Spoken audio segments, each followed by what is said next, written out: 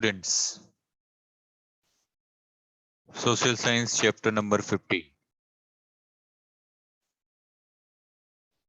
જળ પરિવાહ. આ પાઠની આપણે ચર્ચા કરીએ. ખૂબ જ સરળ જળ પરિવાહ પાઠ રહ્યો છે. જળ પરિવાહ શબ્દ એક ક્ષેત્રની નદી તંત્રની વ્યવસ્થિત પ્રણાલી માટે વપરાય છે.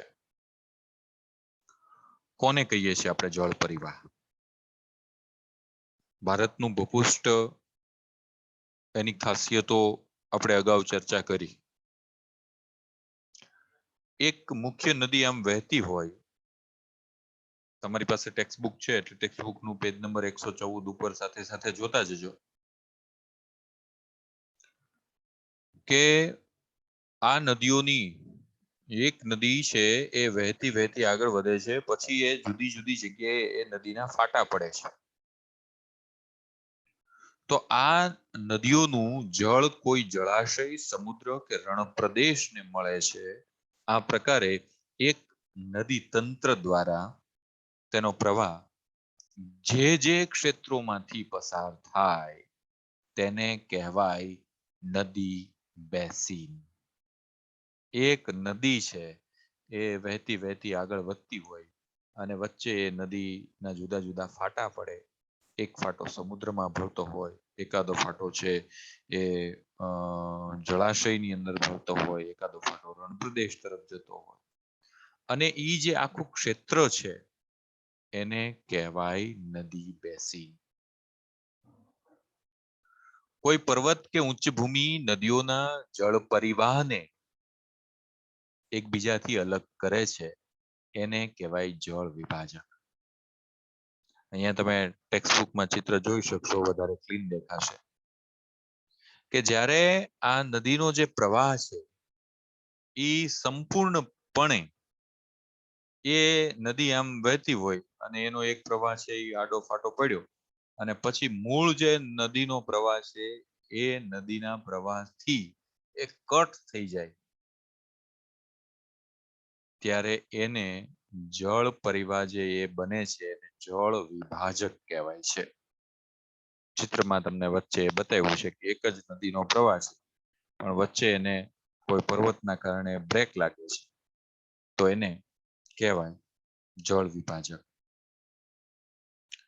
આટલું જાણવું ગમશે. એમાં ખાસ સૌથી મહત્વની વાત લખી છે કે વિશ્વનો સૌથી મોટો નદી બેસીન એમેઝોન નદીનો છે અને સૌથી મોટો નદી બેસીન ભારતમાં એ ગંગા નદીનો છે. ભારતના જળ પરિવાહ વિશે આપણે વાત કરીએ તો એની રચના ભૌગોલિક રચનાના આધારે કરવામાં આવે છે. ભારતની નદીઓ બે વિભાગમાં વહેંચી શકાય, એક હિમાલયની નદીઓ અને બીજી દ્વીપકલ્પી નદીઓ. હવે હિમાલયની જે નદીઓ છે અને દ્વીપકલ્પી જે નદીઓ છે એની અંદર શું ખાસિયત છે? તો પ્રાકૃતિક રચનાની દ્રષ્ટિએ જોઈએ તો ભારતની નદીઓ આ જે બે વિભાગ છે, હિમાલયની નદીઓ એટલે વિદ્યાર્થી મિત્રો તમે ભારત નકશો અને ઉત્તર ભારત આખું છે ત્યાંથી જે નદીઓ પસાર થાય છે હિમાલયની નદીઓ કહેવાય. અને આપણા ભારતના નકશાનો જે દક્ષિણ ભાગ છે જેની 3 બાજુ દરિયા કિનારો છે એ ભાગમાં વહેતી જે નદીઓ છે એને દ્વીપકલ્પી નદીઓ કહેવાય. શું તફાવત છે બંને નદીઓમાં, હિમાલયની નદીઓ અને દ્વીપકલ્પી નદીઓ? તો હિમાલયની નદીઓનો જે પ્રવાહ છે એ કાયમી વહેતો પ્રવાહ છે. શું કામ એવું બને? કારણ કે એક તો ચોમાસામાં વરસાદ છે એટલે એ વહેતી હોય, બરાબર. બીજું ઉનાળાની અંદર એ હિમાલયના જે પ્રદેશો છે જ્યાં બર્ફીલા પ્રદેશો છે એટલે ત્યાં બરફ ઓગળે છે ઉનાળામાં. તો એ ઓગળતો જે બરફ છે એનું પણ પાણી બને છે ને નદીમાં વહે છે. એટલે તમને કારણ પૂછવામાં આવે કે હિમાલયની નદીઓ 12 માસ વહે છે તો તમે આ વસ્તુ એમાં લખી શકો. એક તો ચોમાસામાં વરસાદના કારણે અને ઉનાળામાં બરફ ઓગળવાના કારણે. ઉનાળાની અંદર શિખરો ઉપર બરફ ઓગળે છે અને તળેટી ઉપર એ જળ જથ્થો વધારો કરે છે એટલે નદી વહે છે. હિમાલયની બે મુખ્ય નદી છે, ખાસ યાદ રાખજો, એક સિંધુ અને બીજી બ્રહ્મપુત્રા. આ નદીઓ પર્વત કાપીને કોતરોનું નિર્માણ કરે છે. હિમાલયની નદીઓ તેના ઉદ્ભવ સ્થાનેથી નીકળીને સમુદ્રને મળતા સુધી એક લાંબો એક રસ્તો છે એ કાપે છે. તમને અહીંયા કદાચ અહીંયા સ્ક્રીન ઉપર જો ચિત્ર સરખું ન દેખાતું હોય તો ટેક્સ્ટ બુકમાં જોજો, એમાં બહુ ક્લીન બતાવ્યું છે કે નદીનો સ્ત્રોત કયો કહેવાય, નદીનો મધ્ય ભાગ, એનું વિસર્પણ, એનો હેઠવાસ, સરોવર, નાળ આકાર સરોવર, આ બધી વસ્તુ એક જ ઓલામાં એને સમજાવી છે. જુદી જુદી નદીઓના જે આકાર છે, વૃક્ષાકાર રૂપરચના છે, જાળીયાકાર રૂપરચના છે, આયતાકાર રૂપરચના છે, કેન્દ્રત્યાગી રૂપરચના છે. એટલે આમ જોઈએ તો જે આ બાજુનું તમે ચિત્ર જોઈ રહ્યા છો, અહીંયા આપણે ઉપરવાસ છે. અહીંયા જો શબ્દ વાપરો ઉપરવાસ. તો ઉપરવાસ કોને કહેવાય? આ મધ્ય ભાગ છે, અહીંયા તમે જોવો છો એ, અને હેઠવાસ. ઘણીવાર તમે સમાચાર સાંભળતા હો, બહુ અતિશય વરસાદ આવે ત્યારે ઉપરવાસ ની અંદર રહેલા જે ગ્રામ્ય વિસ્તારના લોકો છે એને તાત્કાલિક ખાલી કરવા જણાવવામાં આવે છે, એવું તમે સાંભળતા હશો. હેઠવાસના વિસ્તારોને પણ આ તકેદારીની સૂચના આપવામાં આવે છે, એવું તમે સાંભળતા હશો. તો એ શું છે? તો ઉપરવાસ એટલે કે આ જે ભાગ છે ઉપરવાસ, એ પર્વતીય ક્ષેત્રોમાંથી નીકળે છે અને તીવ્ર ઘસારો ઉપરથી, જ્યારે સૌથી ઉપર ટોચ ઉપરથી એ નદી આમ શરૂઆત થતી હોય ત્યારે એનું ઘસારણ એટલે કે એની સ્પીડ કેટલી ઝડપથી, ખૂબ સ્પીડથી આમ દોડે છે. અને સ્પીડથી દોડે છે એટલે પુષ્કળ પ્રમાણમાં રેતી હોય, કાંપ હોય. એટલે ઈ જે ઉપરવાસ છે ત્યાંથી એ મધ્યમાં જાય, ત્યાંથી એ હેઠવાસમાં. અહીં અપવહન એટલે કે સર્પાકાર એ નદી છે, એ આમ સીધી આમ એક જ સીધી લાઈનમાં નથી વહેતી, પણ સર્પાકાર, ઝિગઝેગ, આમથી આમ, આમથી આમ, આમથી આમ એમ જાય છે. એને કહેવાય વિસર્પણ. અને એ વિસર્પણ અને પૂરના પ્રભાવથી મેદાનોમાં ઘોડાની નાળ જેવો એક આકાર બને છે. અને એ ઘોડાની નાળ એટલે યુ આકાર. અને ત્યાં મેદાની પ્રદેશો અથવા તો સરોવર રચાય છે. મુખ પ્રદેશની આગળ નદી અનેક શાખાઓમાં વિભાજિત, અને કાળક્રમે આ જે વિભાજિત થાય છે એમાંથી એક ત્રિકોણ બને છે, બરાબર. અને એ ત્રિકોણમાં જે રૂપાંતર થાય ત્યારે એને શું કહેવાય? તો કે ડેલ્ટા. જો અહીંયા ખાસ આ ડેલ્ટા લખ્યું છે, એ યાદ રાખજો, કારણ કે ડેલ્ટાની ડેફિનેશન પૂછાતી હોય છે. બીજું વિદ્યાર્થી મિત્રો, દ્વીપકલ્પની નદીઓ છે ને મોસમી છે. શું કામ? કારણ કે વરસાદ આવે ત્યારે જ ત્યાં નદીઓમાં પાણી આવે, અને એનો જળ જથ્થો માત્ર વરસાદ ઉપર આધારિત છે. શુષ્ક ઋતુ હોય એટલે કે ઉનાળો હોય તો એમાં જે પ્રવાહ છે એ ઘટી જાય અથવા તો બંધ પણ થઈ જાય. હિમાલયની સરખામણીમાં આ નદીઓની લંબાઈ પણ ઓછી છે. આ નદીઓ છીછરી છે. ભારતની પ્રાકૃતિક રચના તેમજ પહાડોના ઢોળાવના કારણે મોટાભાગની જે દ્વીપકલ્પી નદીઓ છે એનો પશ્ચિમ ઘાટમાંથી નીકળી અને પૂર્વ તરફ વહી બંગાળની ખાડીને મળે છે. અને આ દ્વીપકલ્પી નદીઓનો જે પશ્ચિમ બાજુથી નીકળે છે એને પશ્ચિમ ઘાટ તરીકે આપણે ઓળખીએ છીએ. અને કેટલુંક આ જાણવું ગમશે એના વિશેની માહિતી છે કે શાખા નદીઓની જે ગોઠવણી છે એ આ પ્રમાણે વૃક્ષાકાર એટલે કે મુખ્ય નદી અને તેની શાખા નદીઓની ગોઠવણી એક વૃક્ષની ડાળીની જેમ સુંદર રચના થાય એટલે એને વૃક્ષાકાર. મૂળ તો એક નદીમાંથી જુદા જુદા જે ફાટા પડે એ કેવી રીતે એનો ફાટો પડ્યો છે એના ઉપર એ જાળી આકાર છે કે આયતાકાર છે કે કેન્દ્ર ત્યાગી છે એના આકારના ફોટોગ્રાફ્સ તમને 114 નંબરના પેજ ઉપર બતાવ્યા છે. હવે અહીંયા આપણે જે જોઈએ છે એ છે નકશો.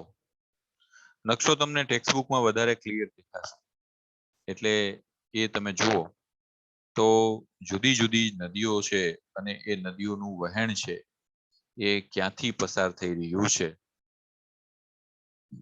એ બતાવ્યું છે.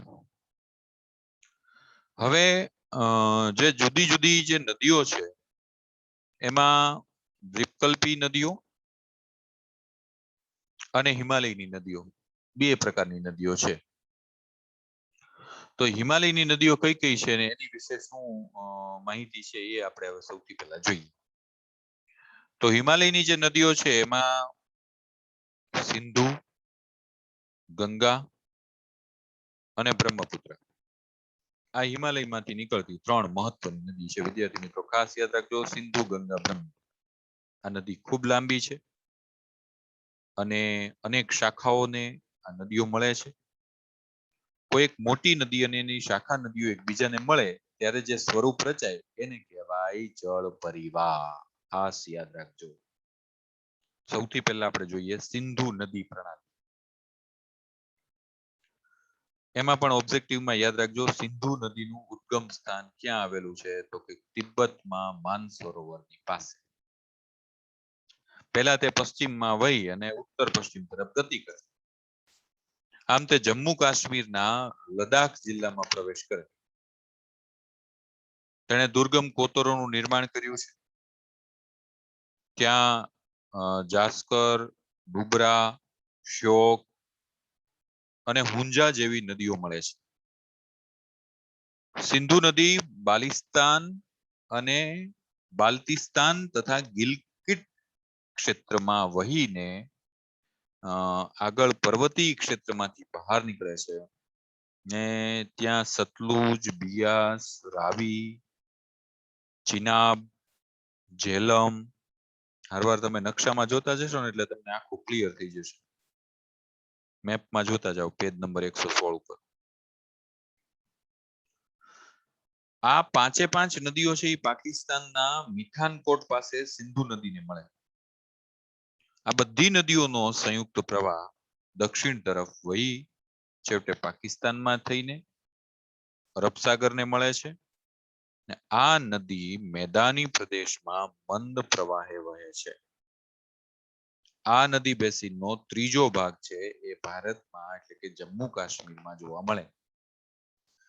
વિદ્યાર્થી મિત્રો, સિંધુ નદી વિશે આટલી વિગત ખાસ જાણવી ગમશે તમને કે એની લંબાઈ 2900 કિલોમીટરની છે.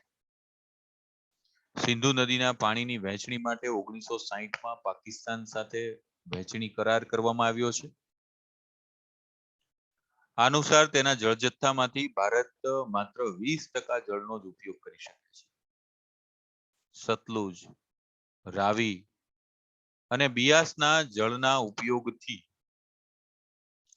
પંજાબ, હરિયાણા અને રાજસ્થાનના દક્ષિણ પશ્ચિમ ક્ષેત્રોમાં સિંચાઈ શક્ય બની છે. બીજી હિમાલયની નદી છે ગંગા. હિમાલયની ગંગોત્રી હિમનદીમાંથી નીકળેલ ભાગીરથી અને અલકનંદા દેવપ્રયાગમાં ઉત્તરાખંડ એ પરસ્પર મળે છે.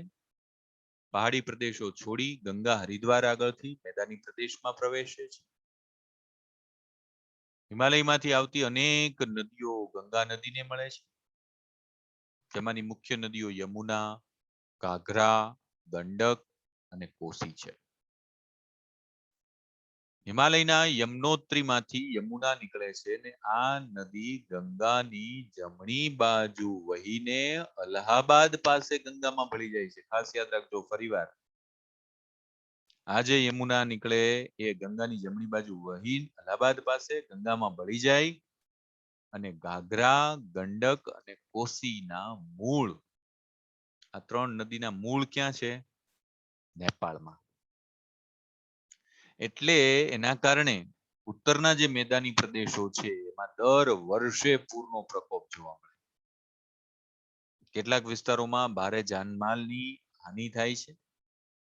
તેમ છતાં આ નદીઓએ રચેલા ફળદ્રુપ કાપના મેદાનોમાંથી ભારત કૃષિ ક્ષેત્રે સમૃદ્ધિ પ્રાપ્ત કરી શક્યું છે. દ્વીપકલ્પી ઉચ્ચ પ્રદેશમાંથી નીકળતી કેટલીક જે નદીઓ છે, ચંબલ અને બેતવા, એ યમુનાને તથા સોણ ગંગા નદીને મળે છે. આ નદીઓ શુષ્ક ક્ષેત્રોમાંથી નીકળે છે, તેમજ તેની લંબાઈ પણ ઓછી છે. જળજથ્થો પણ મર્યાદિત છે. ઉત્તર અને દક્ષિણમાંથી જે મળતી નદીઓ છે એનો સંયુક્ત પ્રવાહ છે એ આગળ વધીને બે ભાગમાં વહેંચાય છે. એક ફાટો બાંગ્લાદેશમાં અને બીજો ફાટો પદ્માના નામે ઓળખાય છે. એટલે એક ફાટો જે બાંગ્લાદેશમાં છે એને પદ્માના નામે ઓળખાય છે, અને બીજો ફાટો પશ્ચિમ બંગાળમાં જે ભાગીરથી હુગલીના નામે ઓળખાય છે. અને આ બંને પ્રવાહો બંગાળની ખાડીને મળે છે. એટલે તમે નકશામાં જે ગંગા નદીનો પ્રવાહ જોશો એટલે આપોઆપ તમને ખ્યાલ આવશે કે એ બે ફાટા જે છે એ કેવી રીતે ક્યાં પડે છે. ગંગાનો પ્રવાહ બાંગ્લાદેશમાં પદ્માના નામે અને બ્રહ્મપુત્ર નદીના પ્રવાહની સાથે ભળી જાય, આ બંનેનો સંયુક્ત પ્રવાહ મેઘના નામથી ઓળખાય છે. ગંગા અને બ્રહ્મપુત્ર નદીનો મુખ ત્રિકોણ પ્રદેશ એ સૌથી વધુ રસાળ અને ફળદ્રુપ પ્રદેશ છે. અને એટલે જ ગંગા નદી વિશે આટલું જાણવું આપણને ગમશે. કે એનો મુખ ત્રિકોણ પ્રદેશ એ સુંદરવન એટલા માટે કહેવામાં આવે છે કે સુંદરી નામના વૃક્ષો પુષ્કળ પ્રમાણમાં થાય છે.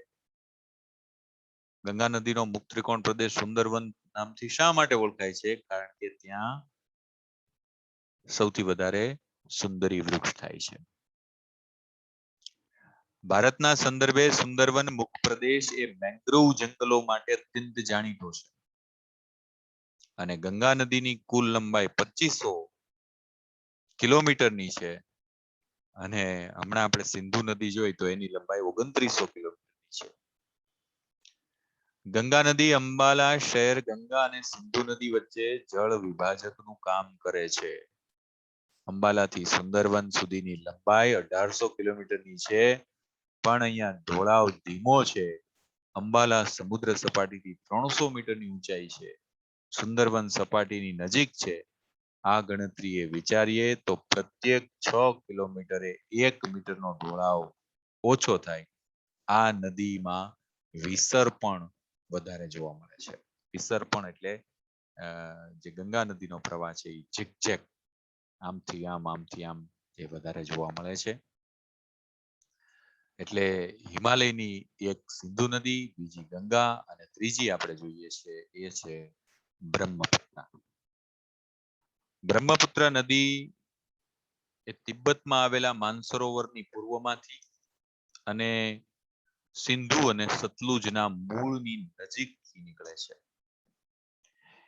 એની વધુ પ્રવાહ લંબાઈ ભારતની બહાર છે.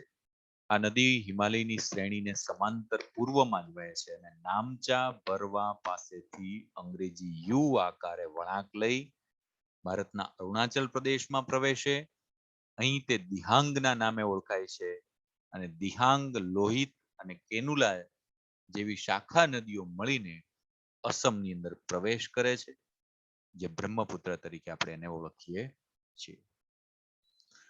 એટલે બ્રહ્મપુત્ર નદી વિશે આટલું જાણવું ગમશે કે એક માત્ર પુરુષવાચક સર્વનામ ધરાવતી નદી હોય તો એ આ છે, જેની લંબાઈ 2900 કિલોમીટર છે. એટલે કોના જેવડી થઈ? યસ, સિંધુ નદી જેવડી. બ્રહ્મપુત્ર નદીને તિબ્બતમાં સાંગપો અને બાંગ્લાદેશમાં જમુના નામે ઓળખાય છે. ઓબ્જેક્ટિવ માટે યાદ રાખજો. અને સમગ્ર પ્રવાહ જે છે એ દરમિયાન માઝુલી નામનો એક નદીય ટાપુ જે વિશ્વમાં સૌથી મોટો છે. તિબ્બતમાં આ નદીમાં કાપનું પ્રમાણ બહુ ઓછું છે. અને ભારતમાં આ નદી વધારે વરસાદવાળા ક્ષેત્રોની અંદર પસાર થાય છે. તેથી અહીંથી જળ જથ્થાની અને કાપની માત્રામાં વધારો થાય છે. અસમમાં અનેક શાખાઓ નદીઓની મળે છે.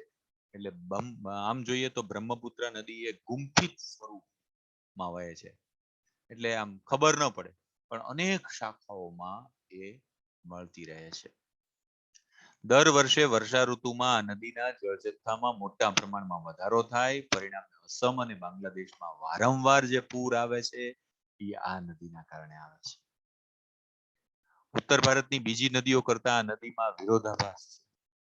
અસમમાં ચોમાસા દરમિયાન પડતા વરસાદના કારણે અહીં વધારે માત્રામાં નિક્ષેપ પણ થાય છે, અને આ નદીમાં રેતીના પ્રમાણમાં વધારો થતા તેની સપાટી ઊંચી આવતી જાય છે. તેથી આ નદીના પ્રવાહમાં વારંવાર માર્ગ પરિવર્તન જોવા મળે છે. એટલે વિદ્યાર્થી મિત્રો, જળ પરિવહનની અંદર બે મુખ્ય જે ભાગ છે, હિમાલયની નદીઓ અને દ્વીપકલ્પી નદીઓ. એમાં આજે આપણે હિમાલયની નદીઓ વિશે વાત કરીને હિમાલયની નદીઓમાં આપણે 3 નદીની વાત કરી, સિંધુ, ગંગા અને બ્રહ્મપુત્ર. હવે દ્વીપકલ્પી જે નદીઓ